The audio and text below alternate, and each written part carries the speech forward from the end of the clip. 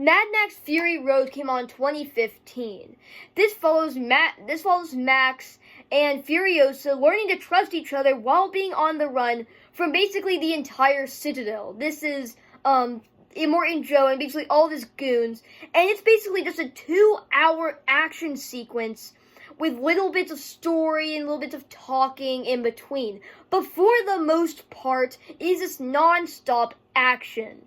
And something else I appreciate about this movie is how much of it was real. If you watch the behind the scenes for this movie, it is absolutely insane.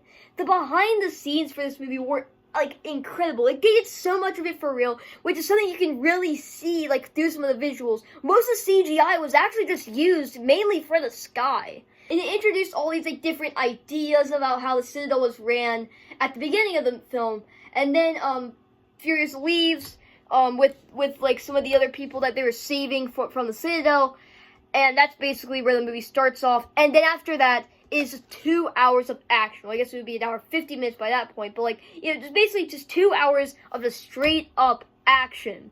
From people jumping car to car, from people's heads exploding, things exploding, to things blowing up. It's basically just non-stop that for 2 hours.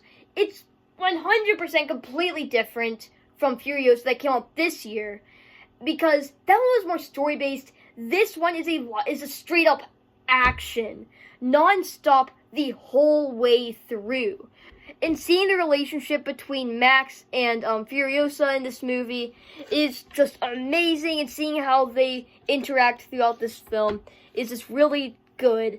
And the final thing at the very end, where you have this guy in a guitar who's playing the guitar to make the engine run or something, I'm pretty sure. And his sole job was just to play the guitar. This is amazing. He's probably for me, best character in this movie, other than Max and Furiosa, because not gonna lie, he was so awesome. He just gave the soundtrack. He just gave the soundtrack for basically the whole Citadel. He's just vibing the whole time. It was just awesome. But yeah, so Immortan Joe in this movie is the main villain, and he is really good. You can see how in the beginning he is extremely weak, so he has to wear all this armor and stuff to make him look powerful, so that nobody just tries to punch him in the gut, and then pretty much he's dead. And yeah, so yeah, he's a really good villain. He's very really fun to watch because he gets angry, and you can just tell the way he's acted is really good. And his death at the end, the character's death at the end, is just amazing. Because they take, this chain, hook it around, Immortan Joe's mask, hook it to the tire, so when the tire is constantly spinning, his face just gets tore off entirely. And he is just gone with the wind, I guess. I don't know, but it's just really cool. Every action sequence in this movie is great, and that's what the movie prides itself on.